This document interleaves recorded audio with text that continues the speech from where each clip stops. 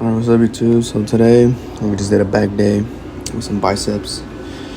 Here's some just doing some deadlifts.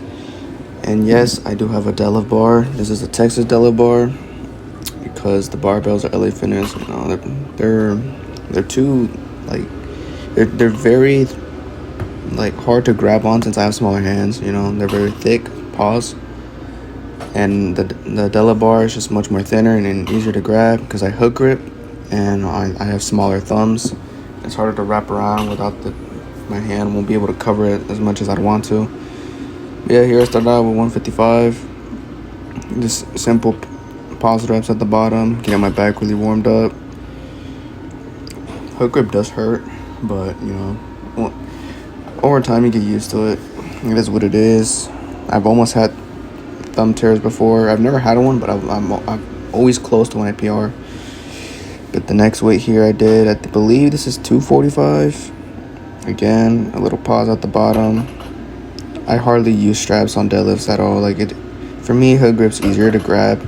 It's just like less time consuming and less energy used. It may not seem like it's a lot of energy, but sometimes your form does get messed up when you're rubbing the straps. So you have to rub them. You have to rub it, get it right, nice and tight. You know, it's just a pain. But I mean, you can use straps if you want to, but me personally, I just like hook grip. It just feels better to me, more comfortable, and it just looks cooler, holding more weight with just your hand. And here on the next set, I am going to do, believe this is 325, 335, 345. I don't know what this is. It's because I'm used to using just 45 plates. It's my first time going back to 55 plates in a hot minute. And as you can see, it doesn't really take that much struggle. I was going to do 4 plates, but my back was still really sore from doing the leg day because I was doing heavy ass RDLs. My lower back was still pretty sore from doing those. Here I'm just doing some barbell rows. These are my favorite back exercise right here. You know, when you do these right, you really feel your back like really working. And yes, I use the deadlift bar still on this, you know, just for fun. Because, I have the barbell right there, you know, just use it, why not? It's not like it's not going to, flex or anything. The whip's not going to do anything because it's really nothing there. But, yeah. Here, load it up again. This is 155.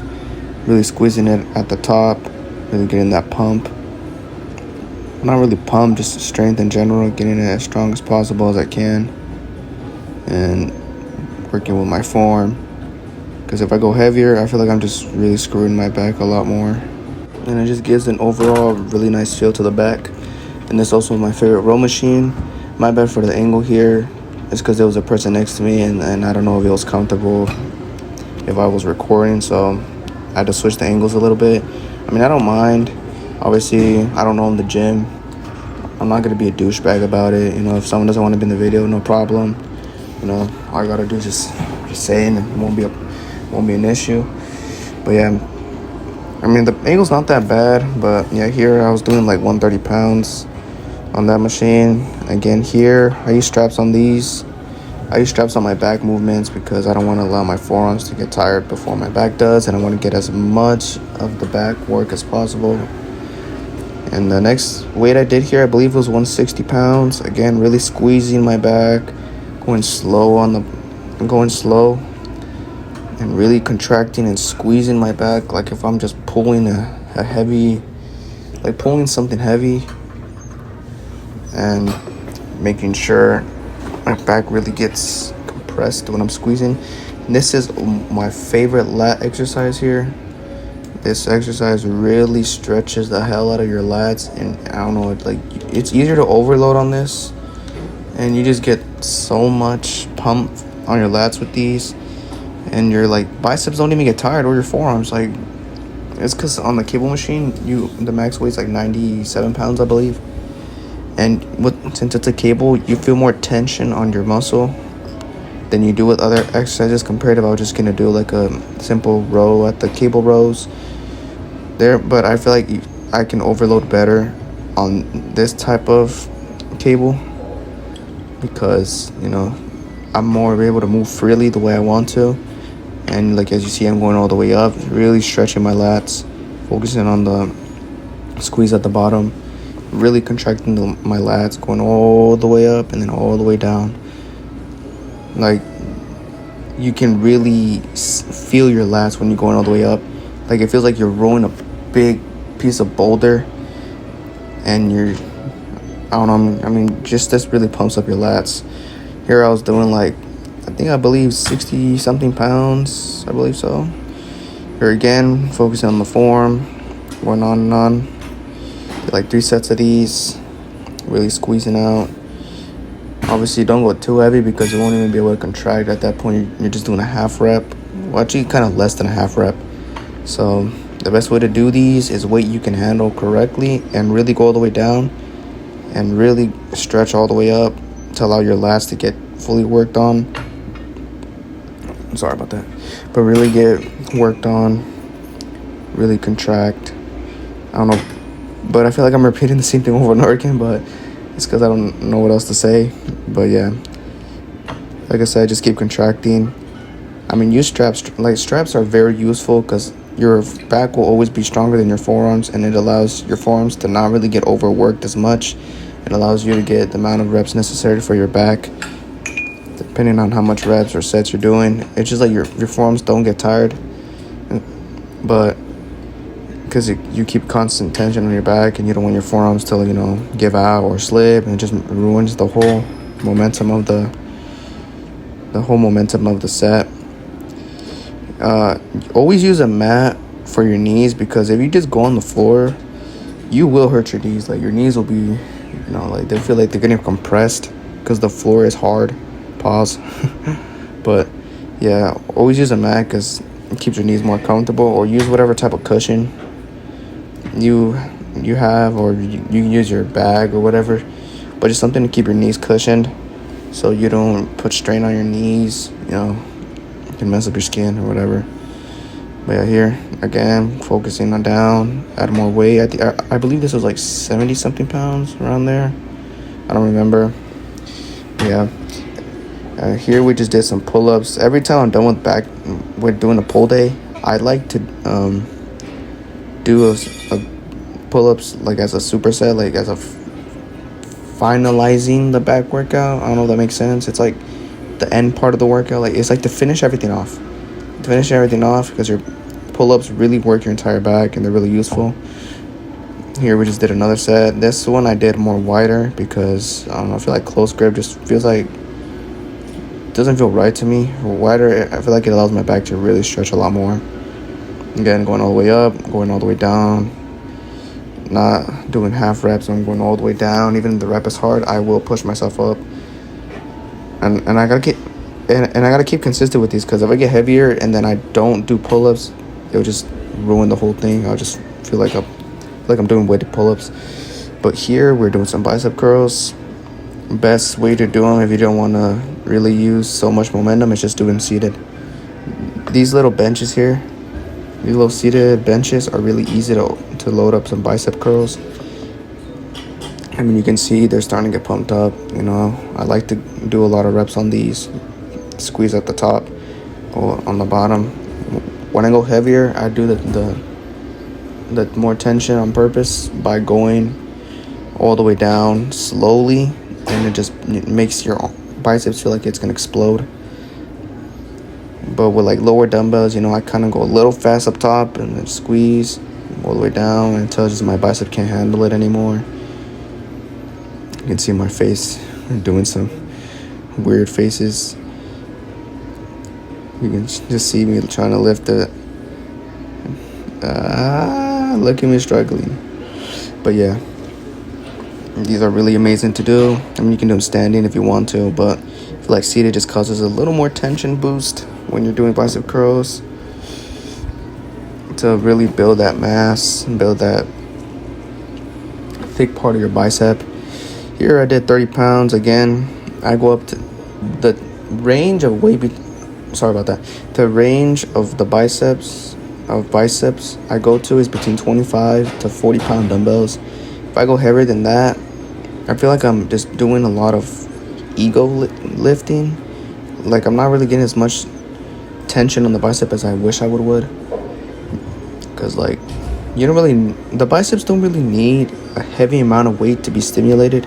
A simple 25 to 35 pound range is really more than enough to get a really nice pump on your biceps without having to like then later on use your shoulders to lift the weight. You're swinging your whole body, and this feels like you're doing a whole body movement instead of a bicep curl. But again, really squeezing at the top with these, really getting as much tension as I can. Really, like even with the rep is hard, I like just try to lift as much as possible. Like I make it think like it's a life or death situation. And then here we just did 40s again, same thing. Building as much tension, really keeping my form as good as possible. Because a good form will give you more out of a bad form. I mean, it's not always the case. I mean, me personally, I believe some exercises do require some sort of type of ego lifting to progress on, like to really force your body to get stronger at it. But like a simple exercise like a bicep curl or something, you don't really need to ego lift it. Like as long as you're having really good form, really going hard on it, like you see right here, I'm just trying to get it up as much as possible. It's really more than enough to build your biceps. And here we just did some easy bar preacher curls. I don't really like to go heavy on these either because preacher curls are really known for ripping up your bicep if you go heavy. If you go to a weight that you can't handle at all, you will tear your bicep. Like there's no question about it. But if you do normal weight, like it doesn't like the preacher curl doesn't need to be overloaded so much. Like here, I think this barbell, I don't know, the one at LA Fitness is different. I don't know if this one weighs 15 pounds or 25 pounds. I know in different gyms the barbell weighs different, but I believe this one's 15 pounds. And just simple 10-pound plates here. I'm just going all the way down, stretching my bicep, really getting it pumped up. Really focusing on the stretch and the motion.